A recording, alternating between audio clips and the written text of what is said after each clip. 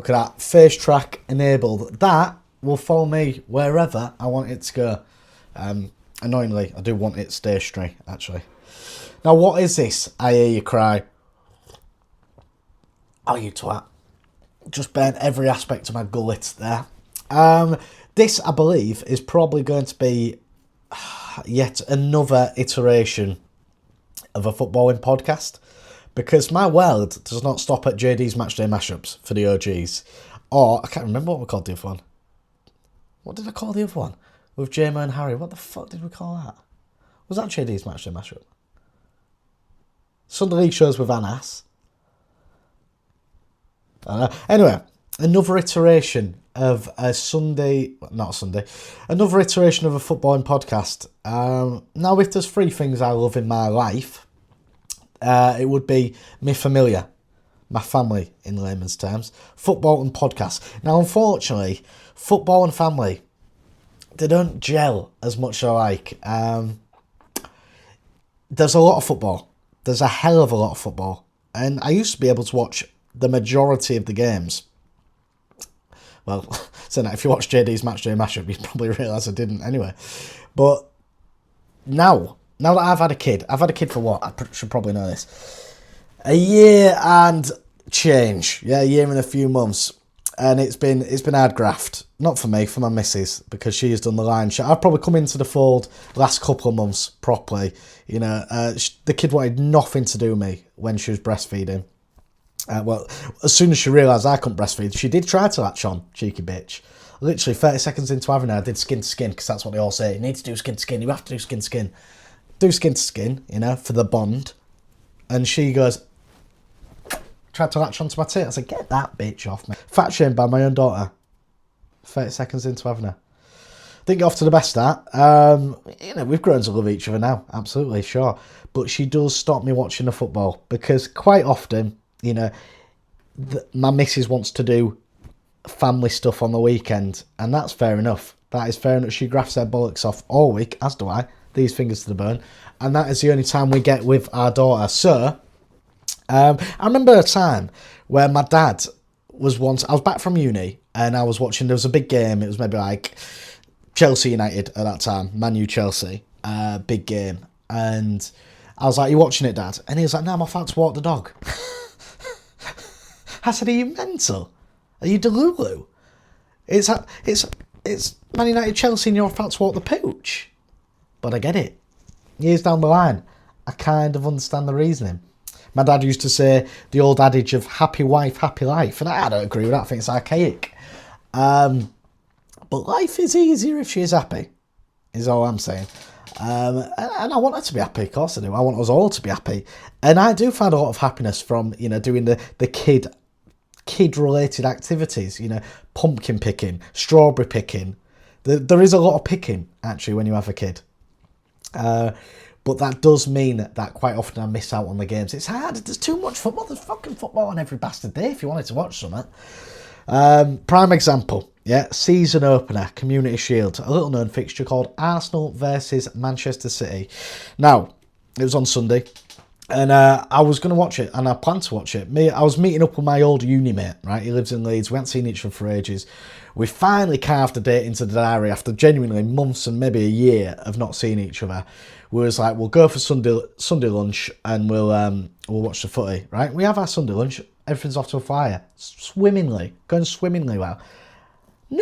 Nowhere is showing fucking TNT or whatever. What iteration is that on now? TNT, Discovery, BT. What the fuck are you on? Anyway, nobody was showing it, so we had to watch like Watford. Who was it? It was Burnley, West Ham later on in the day, but it was Watford again. Southampton. You know, come on.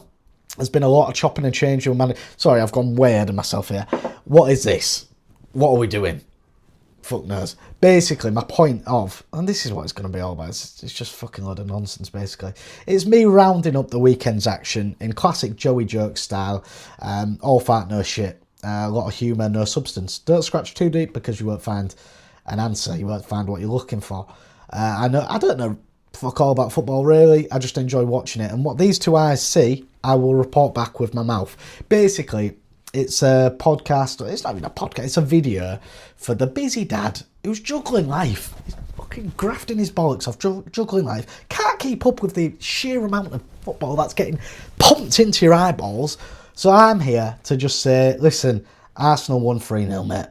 All right? If you want to go into the office and talk about football, Arsenal won 3-0. Your goal scorers are Calafiori, Havertz and Odegaard. Odegaard's goal was very good, sat the keeper down. Okay? That's all you really need to know, innit?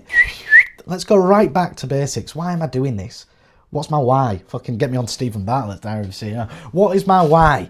It's because the life of a content creator and a parent, by the way, can be lonely. Well, peek behind the curtain there. The life of a content creator, especially when you're not in like a group or, you do skits and sketches together. And I live in Hull, so it's fucking miles away from it's miles away from London, the big smoke, yeah? It's a trek away from Manchester as well, where there is a lot happening. There's fucking nobody in Hull. If you are a content creator in Hull, reach out, we'll do something, because it's a lonely life, believe it or not. It's me, my back bedroom, and this little bastard, my brain. Oh, sorry.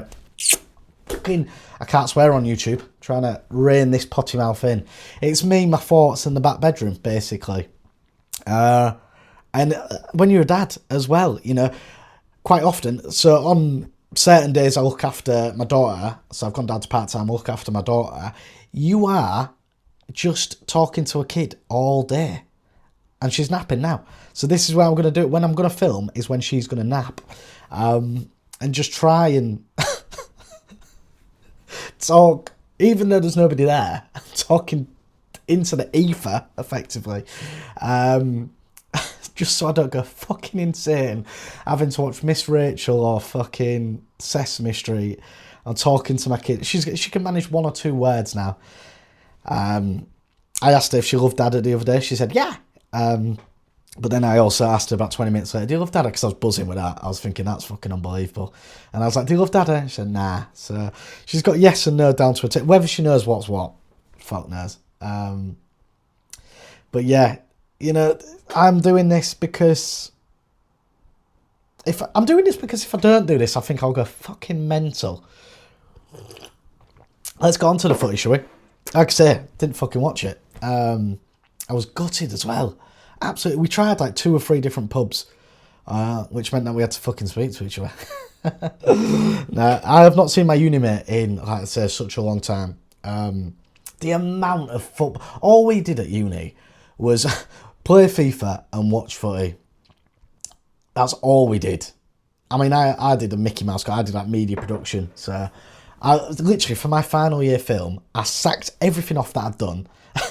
Got my mate up who lived from home, and I was like, look, we'll go for a night out, and then the next day we'll do a football mockumentary. Do you know what? I think this might be where Bracknell got the idea.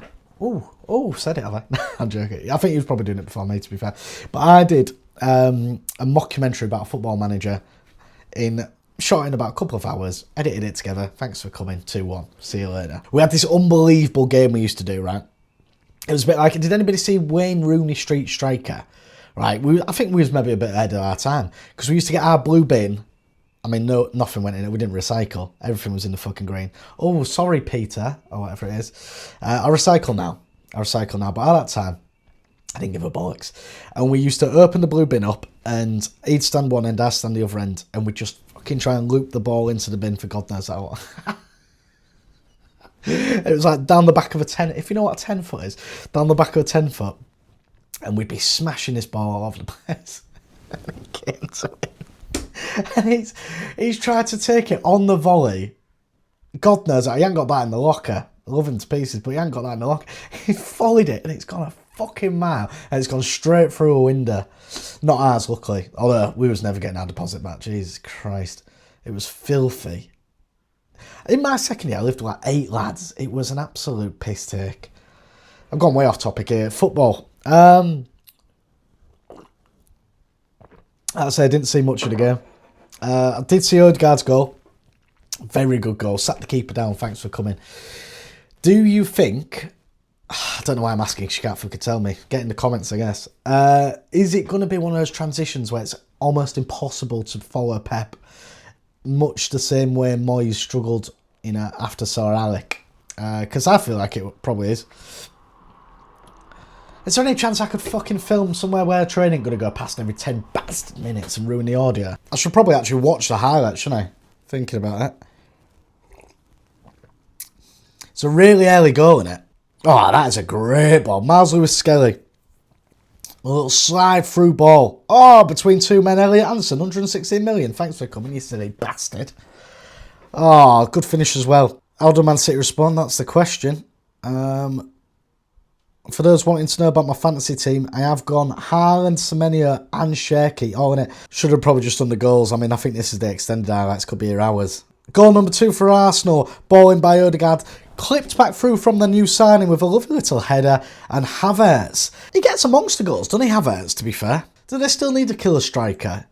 Because they've won the league now. They've broke that. Oh, you twat. I've spilt my tea everywhere. You don't get that on Match of the Day, do you? Fuck's sake. Cold as well. Bollocks. I mean, it is hard to tell from highlights, isn't it, who's actually had the better of the game. Man City look like they've had a couple of chances there. You'd expect Haaland to put that away, to be honest with you. And he'd best be doing it in my fantasy team, otherwise there'll be fucking hell to play. Semenyo was a great signing for him, wasn't he? That's how bang off it I am with football. Semenyo was a good sign. Fucking breaking news. I've only just figured out Arsenal won the league.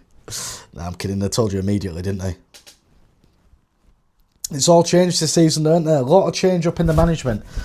I wonder how Maresca's going to get on.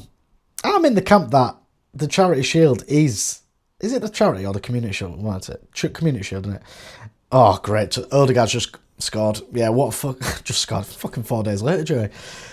Great goal by Odegaard, isn't it? It reminds me... Remember Ryan Giggs, just moved his body. He didn't need to touch the ball, just moved his body. And sent... Was it Lee Dixon? Fucking flying. Thanks for coming.